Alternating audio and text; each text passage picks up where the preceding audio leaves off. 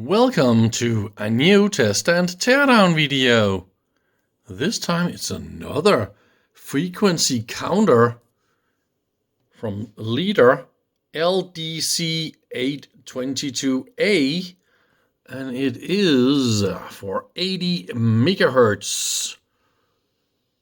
I can't see through.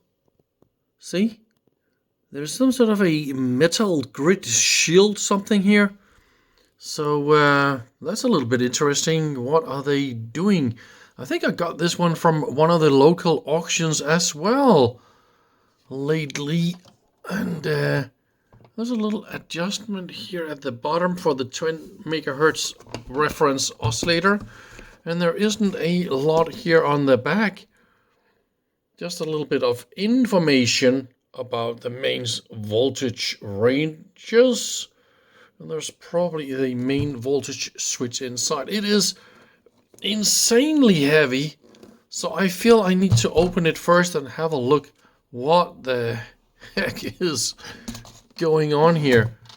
And I haven't yet figured it out because yeah, okay, now I got it. This one was a giveaway. Look at that. And then you got a screw here. So okay, we got an idea. What is the thing with this? I think this is from one of the, I don't know, a table holder thing. I've seen this a few times before. So this is a snap-in holding stacking system or something like that. And the mains wire is also very, very short. So this reveal, it was made really short to make the install nice and neat.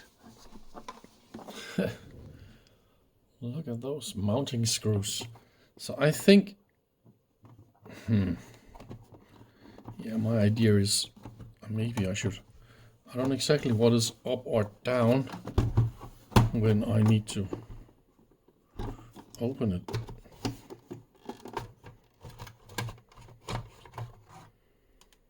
Well, I kind of expected to have a nice little shield inside the cabinet. That is an old smell. Ah, look at that. We can take away the handle.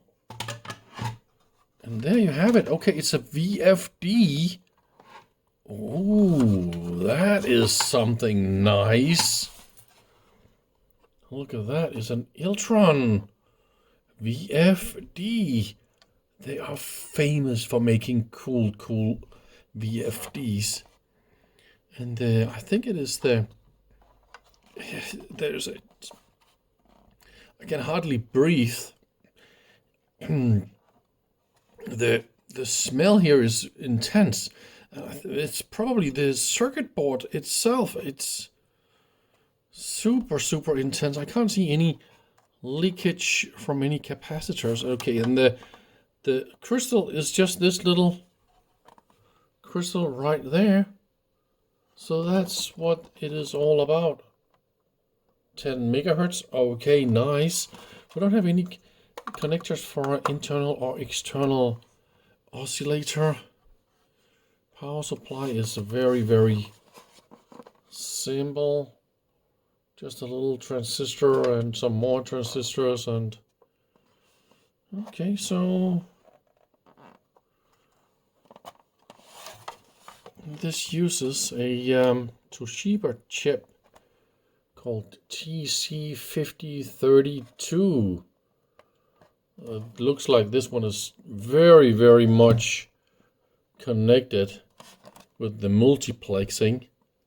And there's probably a multiplexing driver decoder here, 7-segment decoder, and see all the different digits driving here at higher voltages. And then the higher voltages, the VFD also require a filament, low voltage filament. So we've got some extra windings here on the transformer for doing that. I'm a little bit worried what we see here. That is mains. The fuse there. See, yes, this is fuses mains. And then it goes, okay. Mystery solved. Okay. Phew, I was getting seriously worried. So here we go. 2 wires for the mains switch. But again, it's a double switch and they only use one of the contact sets, not even 2 of them in parallel to avoid loose connections. And then they share the wires in the same tube with the filament windings. A little filter capacitors and all that kind of stuff. So what else have we got here? Time base, divider, ton of those. Something like that, right? Yeah, okay, here we got the oscillator and all the dividers. And then you probably select, see, the different gating times, reset frequency, or oh, we can do period as well. That's nice. And sensitivity is done by switches. Oh, and the digits, they're really, really big. Now I can see them. I should probably try and get this plastic off so I can clean everything here. And there's also a piece of dark acrylic here. And then this, oh, this is loose. I'll have to inspect this in a minute, but I don't feel there is a reason why we shouldn't power this up. Let's just do it.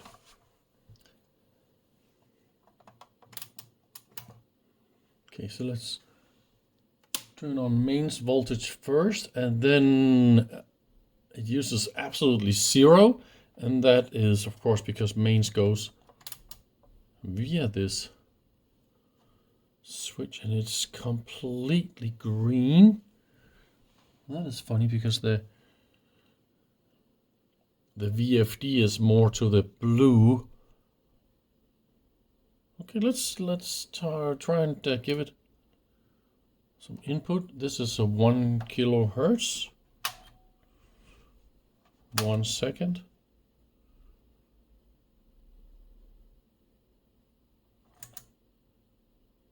One millisecond. Aha, so that works. Okay, here we go. That was weird. Look at that. So we got a time-based issue or what? Or it's just a...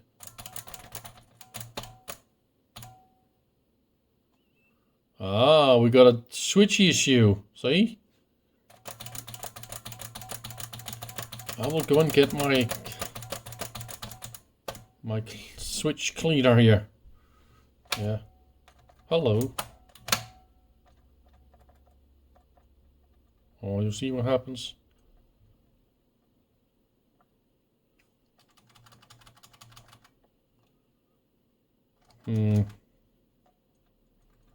This one is sensitive, but if I push it, ooh. so don't even breathe. This is my 1 kilohertz. Okay, 10. No, not that 10. I want to change the frequency. Damn it. So 10 kilohertz is also good. Okay, 100 kilohertz is also good. And okay, 1 mega. I kind of like the way that it's displaying stuff.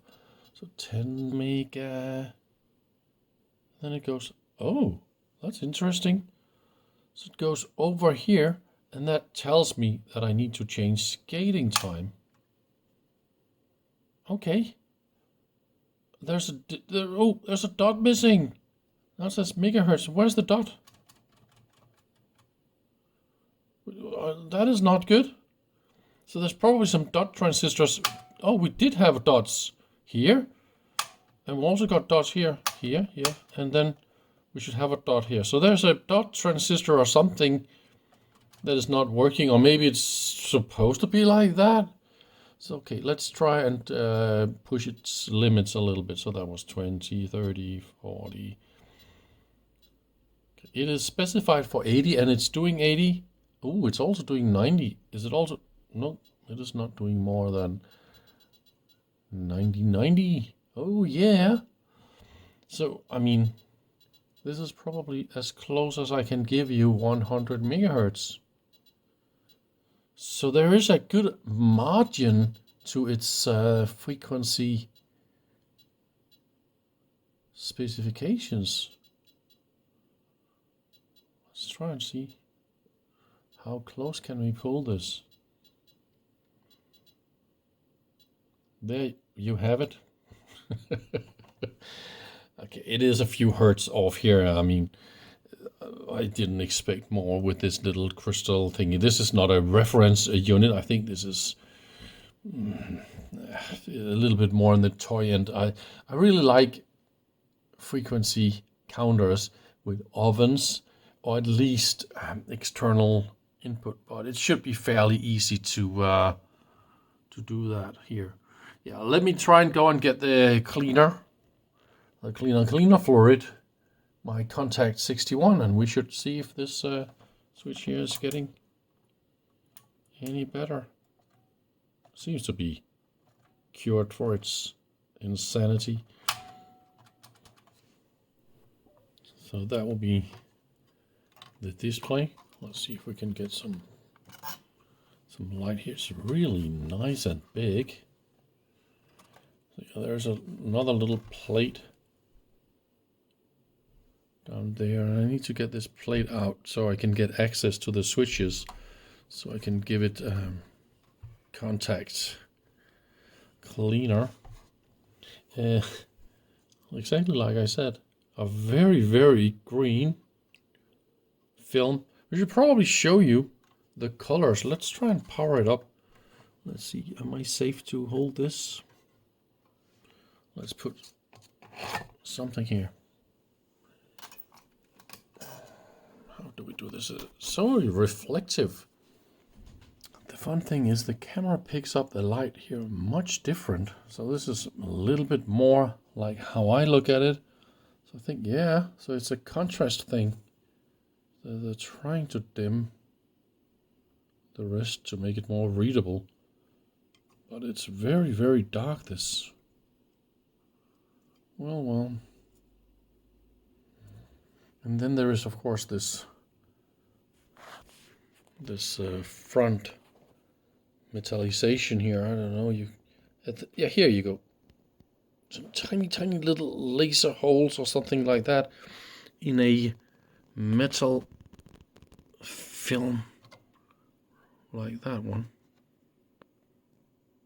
So I was a little bit worried about the dot points on the displays that was missing, or one of them. It's actually back again. After I cleaned the switches, my point is back. So this reveals it was definitely time to clean the switches. So I found the manual, and in the manual there's also a schematic. And the fun thing about the schematic is this part where you see the VFD and the transistors and all that kind of stuff. Look how they connected the different grids together like that. So that's a little bit funny. And I think their explanation is quite clear if we look right here. We can see we got 9 digits, but only 7 of them, they're writing numbers in the 7 of the digits. And that's, of course, much better when you do like that, right? So those 7 digits, that is now a little bit of a new mysterium. Did I talk about this IC earlier in the video? So this IC is the TC5032P, but this is only a 6 digits counter and multiplex display driving and latching and all that kind of stuff. But hey, we got a 7 segment display. I mean, we got a 7 digit display, right? So this IC, the 5032, handles 6 of them. And then we look to the left of that IC, the 4019. That is a selector chip. So you select to use either the 4 bits from the 5032 counting chip, and then you multiplex 6 of the digits out to the display. And when you want to multiplex the 7th, the fastest digit, then you select the 4 bits to the left. Okay, and then the signal comes from the bottom left IC. I think that is a transfer latch. And let's scroll down on the schematic and see the bottom left of that page. Here you see 4 JK flip-flops, and they are much faster. And this is why this multiplexer can do, or this counter can handle 100 megahertz. And that is because the first digit is handled by those JK flip-flops running in super fast mode. And then when time is up, it of course transfers the counted number. And yeah, that is how they manage to handle the speed and resolution and one more digit. Did I show the beautiful shadow switches? And this is the one that's really driving me nuts in the beginning. And then we got the different time-based settings, and that will be the sensitivity settings. And what I did is I put in a lot of contact 61 through the holes here, and then I operated all the switches many times, and then I used compressed air in the holes to blow them clean.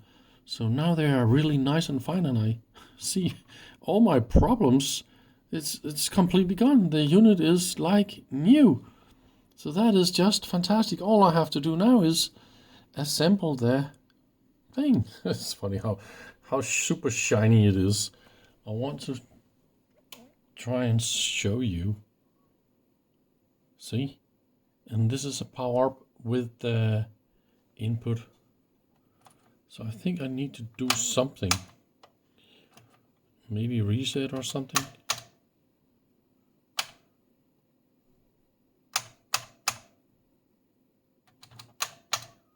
Did I turn off anything? See, and then it suddenly works. Oh, that is the problem. Yeah, what I wanted to show is this crystal oscillator isn't really that stupid. I mean, for whatever reason, how are they able to do this? It's not an oven or anything like that, but it is very accurate and very stable. Well, it is. I think it's a good thing to be impressed about how good things can be. Yeah. So I think I'll just end the video here and be happy and impressed. I'll probably try and see if I can clean this nasty stuff away here, and I can maybe make it nice and fine. I also cleaned the VFD display, and that helped a lot.